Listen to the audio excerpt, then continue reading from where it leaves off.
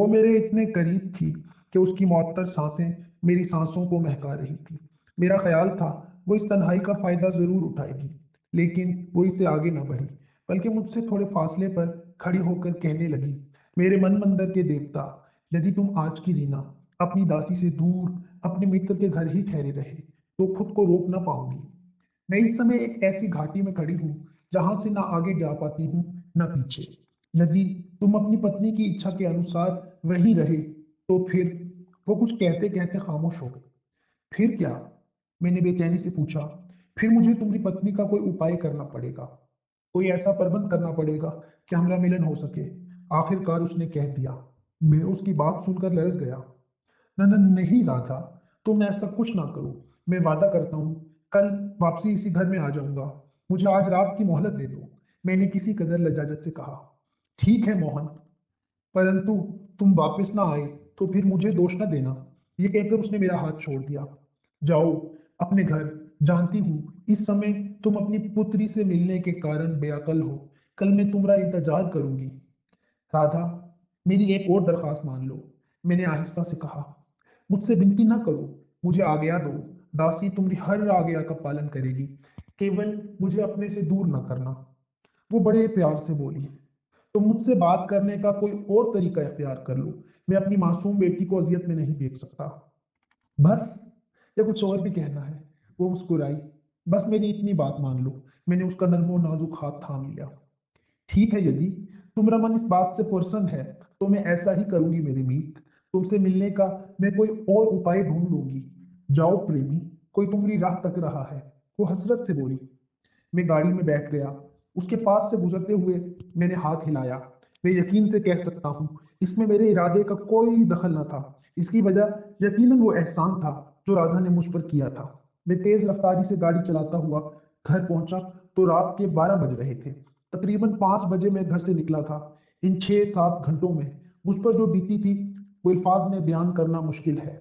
इसका कर्ब तो वही लोग महसूस कर सकते हैं जिनका साबका इस किस्म के हालात से पड़ा हो। मैंने इमरान के घर पहुंचकर हॉर्न दिया। दरवाजा फौरन ही खुल गया। इमरान लपक कर मेरे पास आया। खान भाई, आप कहाँ चले गए थे? आयत कहाँ है? मैंने उसकी बात काट कर पूछा। वो तो थोड़ी देर बाद मिल गई थी, शायद खेलते खेलते बाहर निकल गई थी। बुरी तरह घबराई और सहमी हुई थी। हमने उससे कुछ ना पूछा।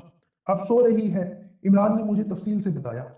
मुझे यकीन था कि आयत घर पहुंच चुकी होगी, लेकिन फिर भी अपनी तसल्ली की खातिर मैंने पूछा था। इमरान ने गेट खोल दिया। मैं गाड़ी अंदर ले गया। सामने बरामदे में नाजिश खड़ी थी। मैं गाड़ी से उतर कर आया तो उन्होंने भी वही सवाल किया। उसामा भाई, आप कहाँ चले गए थे? हम बेहद परेशान थे। इमरान सारे शहर में आपको तलाश करते रहे। आयत तो थोड़ी देर बाद आ गई थी, शायद खेलते खेलते बाहर निकल गई थी। नाजिश ने एक ही सांस में सवाल करने के साथ मुझे तफसील बताई। भाभी में आयत की तलाश करते हुए रास्ता भूल कर न जाने कहाँ निकल गया था। मैंने आहिस्ता से कहा। फिर पूछा, आयशा कहाँ है? भाभी अंदर कमरे में बच्चों के पास है, इमरान ने बताया। उसके चेहरे से जाहिर हो रहा था जैसे वो मेरे जवाब से मुतमईन नहीं हुआ, लेकिन मौके की नजाकत का एहसास करके उसने कुछ ना पूछा था। मैं जल्दी से अंदर आया। आयशा कुरान पाक पढ़ रही थी। उसकी आंखों की सुर्खी बता रही थी वो रोती रही है। जिस शख्स की बीवी इतनी नेक और परहेजगार हो उसे कोई शैतानी कुव्वत परेशान नहीं कर सकती। मेरे दिल में ख्याल आया, आयशा की जगह कोई आम औरत होती तो रो रो कर आसमान सर पर उठा लेती, लेकिन इस अल्लाह की बंदी ने कुरान पाक उठाकर अल्लाह का जिक्र करना शुरू कर दिया था। मैं अपनी सोचों में गुम उसे देख रहा था। जैसे ही उसकी नजर मुझ पर पड़ी, उसने कुरान पाक को बोसा दिया और उसे अलमारी में रखकर मेरी तरफ बढ़ी। उसकी हसीन आंखों से आंसू जारी हो गए। आप कहाँ चले गए थे उसामा? परेशानी से मेरा बुरा हाल था। वो मेरे सीने से लगकर बोली। मैंने उसे अपनी बाहों के हिसार में कैद करते हुए उसकी हसीन आंखों को चूम लिया। मेरी जान, मैं तो खुद परेशान था। आयत की तलाश में न जाने कहाँ कहाँ भटकता रहा। गलती मेरी थी। बच्चे तो इधर उधर निकल ही जाते हैं। मैं खामखा खुद भी परेशान हुई और आपको भी किया। उसके लहजे में नदामत थी। नहीं आयशा, औलाद की जरा सी परेशानी इंसान को पागल कर देती है। नाजिश भाभी ने खाने को पूछा तो हम बाहर आ गए। खाने के बाद हम अपने कमरे में आ गए। बच्चे जल्द ही सो गए। आयशा खामोशी से लेटी छत को घूर रही थी। मैं जानता था वो परेशान है, लेकिन मेरे पास उसको तसल्ली देने के लिए अल्फाज न थे। काफी देर इसी तरह गुजर गई। मैंने आहिस्ता करवट लेकर आयशा को देखा। उसकी आंखें बंद थी, सांसों की रफ्तार बता रही थी वो सो चुकी है। मैंने आंखें मूंद ली। अभी गनूदगी तारी हुई ही थी कि मुझे राधा की सरगोशी सुनाई दी। मोहन, मैं बुरी तरह चौंक गया। पहले तो इसे अपना वहम समझा, लेकिन उसी वक्त आवाज फिर आई। मोहन, क्या तुम कुछ पल के लिए बाहर आ सकते हो? राधा, तुम कहाँ हो? नजर क्यों नहीं आ रही? मैंने चारों तरफ देखकर आहिस्ता आवाज में पूछा। तुम बाहर आ जाओ, मैं तुम्हें नजर आ जाऊंगी। मैं आहिस्ता से बेड से उतरा। बाहर निकलने से पहले एक बार फिर आयशा की तरफ देखा। वो बेखबर सो रही थी। फिर दरवाजा खोलकर बाहर निकल आया।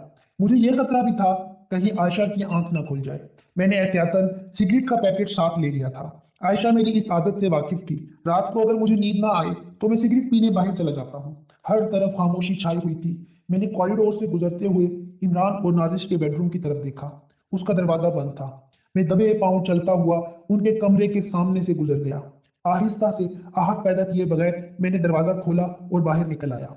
मैंने गर्म शाल ओढ़ रखी थी, इसके बावजूद सर्दी हड्डियों में घुसी जा रही थी। लॉन में आकर मैंने चारों तरफ देखा। चांदनी रात थी। हर चंद के दाड़े की चांदनी को कोई नहीं देखता, लेकिन इसका अपना हुस्न होता है। हर तरफ जैसे नूर बरस रहा था। प्रीतम, मेरे पीछे बिल्कुल कान के पास सरगोशी सुनाई दी। मैं बुरी तरह उछल पड़ा। पीछे मुड़कर देखा, फिर नजरें हटाना भूल गया। चांद की रोशनी में चांद से ज्यादा हसीन राधा मेरे पीछे खड़ी थी। सुर्ख रंग की साड़ी में उसका हुस्न आंखों को खैरा कर रहा था। वजूद से उठती भीनी भीनी खुशबू चारों तरफ बिखर रही थी। वो बेखुद होकर मेरी आंखों में देख रही थी। हम दोनों हर बात से बेनियाज एक दूसरे की आंखों में डूब गए। बकौल राधा के उसे मुझसे इश्क था, लेकिन उसका सामना होते ही न जाने मुझे क्या हो जाता था। सहजतारी था मुझ पर। उसका फसूं पूरी तरह मुझ पर चल चुका था। दीवाना बनाने में अगर उसकी पुरस्कार कुव्वतों का दखल था, तो उसका हुस्न उसे दो आदशाह कर दिया करता। मेरी हालत उस नौजवान लड़के से मुख्तलिफ न थी जिसे पहली पहली बार इश्क हुआ हो। मन करता है तुमने हृदय में समा जाऊं, परंतु उसके लहजे में हसरत बोल रही थी। मैं उसकी बात का मतलब समझ रहा था कि वो क्या चाहती है, इसलिए मैंने बात का रुख फौरी तौर पर बदल दिया। क्या तुम्हें याद है राधा, तुमने मेरे साथ एक वादा किया था। तुम्हें देखकर तुम्हें सब कुछ भूल जाती हूँ साजन। यदि राधा ने तुम्हें कोई वचन दिया था, तो वो अपने वचन का पालन अवश्य करेगी। उसकी आवाज खुमार से बोझल थी। तुमने कहा था अपनी जिंदगी की कहानी मुझे सुनाओगी। तुम्हारे खादिम मोहन को किसने और क्यों मार दिया था। इसके अलावा मैं ये भी जानना चाहता हूँ कि तुम कौन हो। क्या तुम मेरी ये उलझन दूर कर सकती हो? हाँ, मुझे याद आया। मैंने कहा था, परंतु ये भी तो कहा था समय आने पर। उसने कहा, और वो वक्त कब आएगा? मैंने जल्दी से पूछा। बेहद जल्द आने वाला है वो समय। उसकी आंखों में जैसे ख्वाब उतर आए। तुम इस बात की चिंता छोड़ो, मैं सब तुम्हें बता दूंगी। परंतु इस समय तो मैं अपने पापी मन को शांत करने आई हूँ। चांदनी में नहाया उसका मरमरी बदन वो किसी और ही दुनिया की मखलूक नजर आ रही थी। उसकी मुअत्तर सांसें मेरे होशो हवास छीन रही थी। मुझे किसी शायर का शेर याद आया, जो गालिबन ऐसे ही मौके के लिए कहा गया था। गुलाब लब गजाल आंखें अबरू, होशो हवास छिन गए, हुए जब रूबरू। उसके कयामत खेज हुस्न, पुरिसरार कुव्वतों और एहसानात, सब ने मिलकर मेरा झुकाव उसकी तरफ कर दिया था।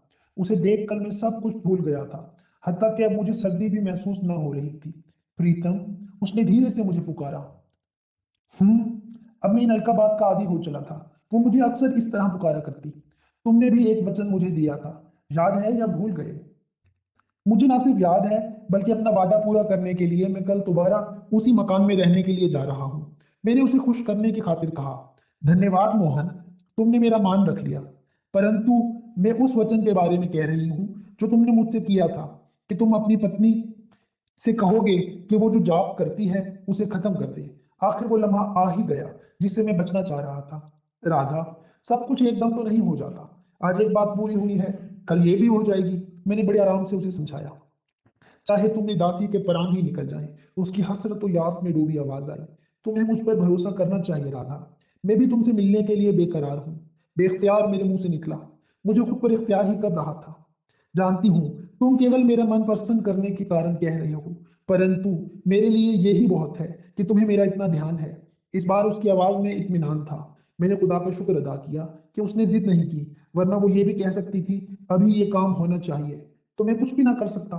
मोहन, उसने मुझे ख्यालों में डूबा पाकर पुकारा। मैंने उसकी तरफ सवालिया नजरों से देखा। अपनी पत्नी से कह दो मैं उसकी ओर से इतनी बेखबर नहीं हूं जितना वो विचार कर रही है। जानती हूँ वो तुम्हें मुझसे दूर करने के कारण क्या कर रही है, परंतु मैं हर बार उसे क्षमा कर देती हूँ। उसे कह देना यदि उसने छल कपट से काम लिया तो राधा सब कुछ खत्म कर देगी। उसकी आवाज सर्द हो गई। मेरे रीढ़ की हड्डी में सर्द लहर गुजरती चली गई। हैरत मुझे इस बात पर थी कि आयशा ऐसा क्या कर रही है, क्योंकि उसके बाद राधा से इस सिलसिले में कोई बात ना हुई थी। राधा, क्या तुम मुझे नहीं बताओगी कि आयशा ने किया क्या है? समय आने पर सब मालूम हो जाएगा। उसने गोल मोल सा जवाब दिया। फिर कहने लगी, ये जो पापी कालिदास है ना, काली माता का बहुत बड़ा भक्त है। इसने सारा जीवन काली की भक्ति में बिताया है। काली इसका कहा नहीं टाल सकती, परंतु मैंने उसे किस तरह धरती चाटने पर लगा दिया था। संसार में कालिदास जैसे महापुरुष कम ही होंगे। लाखों बैर उसकी आज्ञा का पालन करने के लिए हर पल तैयार रहते हैं। और मेरी सखियों को तो खुद तुमने देखा ही है। वो मेरी आज्ञा का पालन करते हुए किसी भी मनुष्य का मांस खा जाती हैं। शक्ति में वो किसी से कम नहीं, परंतु तुमने देखा कालिदास ने किस तरह उनको बेबस कर दिया था। उसने बड़े तरीके से मुझे अपनी ताकत के बारे में बताकर इस बात की तरफ इशारा किया था कि अगर आयशा उसके खिलाफ कुछ करने का सोच रही है तो मैं उसे इस बात से बाज रख सकूं। जानता हूँ राधा, सब कुछ मैं अपनी आंखों से देख चुका हूँ। इसी वजह से तो मैं तुम्हारे बारे में सब कुछ जानने के लिए बेकरार हूँ। मैंने जल्दी से कहा, मुझे डर था कहीं वो अपनी जिद पर ना अड़ जाए। बेहद थोड़ा समय रह गया है, फिर मैं तुम्हें हर प्रश्न का उत्तर वाच दूंगी। इसी कारण तो कह रही हूँ, अपनी पत्नी से कहो वो जाप छोड़ दे, नहीं तो कालिदास किसी भी समय तुम्हारी संतान या पत्नी पर वार कर सकता है। यदि तुम्हारी पत्नी जाप बंद कर दे तो मैं इसी स्थान पर रहकर तुम्हारी रक्षा कर सकती हूँ। मेरे होते वो या उसके पलीत बैर वहां नहीं आ सकते जहां तुम रहते हो। उसने तफसील से बताकर मुझे फिक्रमंद कर दिया। कालिदास कमीना शख्स था। जिस तरह राधा ने उसे जलील करके भगाया था, वो किसी भी वक्त अपनी जिल्लत का बदला आयशा और बच्चों को नुकसान पहुंचाकर ले सकता था। मेरे चेहरे पर फिक्र तरद्दुद देखकर राधा सुबह खरामी से चलती मेरे पास आ गई। फिर अपने कोमल हाथों में मेरा चेहरा थाम कर बोली, मेरे प्रीतम, तुम चिंता क्यों करते हो? मेरे होते वो पापी तुम्हें कुछ नहीं कह सकता। तुम अपनी राधा पर विश्वास रखो। क्या तुम इसके बगैर कोई ऐसा बंदोबस्त नहीं कर सकती कि कालिदास मुझे और मेरी बीवी बच्चों को कोई नुकसान ना पहुंचा सके? मैंने जल्दी से पूछा। अभी बहुत सारी बातें तुम्हारी बुद्धि में नहीं आएंगी साजन। देखो, समय कितना सुंदर है। चंद्रमा अपनी सुंदरता चारों ओर बखेर रहा है। ऐसे में मेरे संग प्रेम की बातें करो प्रीतम। वो अपने प्यार का रस मेरे कानों में घोलती रही। मैंने हंसकर उसे छेड़ा। थानेदार बेचारा भी तो तुम्हारे साथ प्यार की बातें करना चाहता था, तुमने उसे मौका ही नहीं दिया। कैसे बेचैन हो रहा था। उसकी नकरई हंसी ने फिजा में जल तरंग बखेर दिया। प्रीतम, एक वही क्या, सारा संसार राधा के कारण बेअकल है, परंतु राधा तुम्हारी दासी बन गई है। इसे तुम्हारे बिन कुछ नजर ही ना आवे। वो इठलाकर बोली। रात आधी से ज्यादा बीत चुकी थी। उसने आसमान की तरफ देखा। प्रीतम, चंद्रमा कितना सुंदर है, परंतु तुमसे ज्यादा नहीं। उस पर नशा छाने लगा। बस मेरी इतनी ज्यादा तारीफ न करो। मैं जानता हूं मैं क्या हूं। मैं खजल हो गया। तुम अपनी सुंदरता से बेखबर हो मेरे प्राण। ये तो केवल मैं जानती हूँ तुम क्या हो। उसने प्यार से मेरा हाथ थाम लिया। नर्मो नाजुक हाथ हिद्दत से तप रहा था।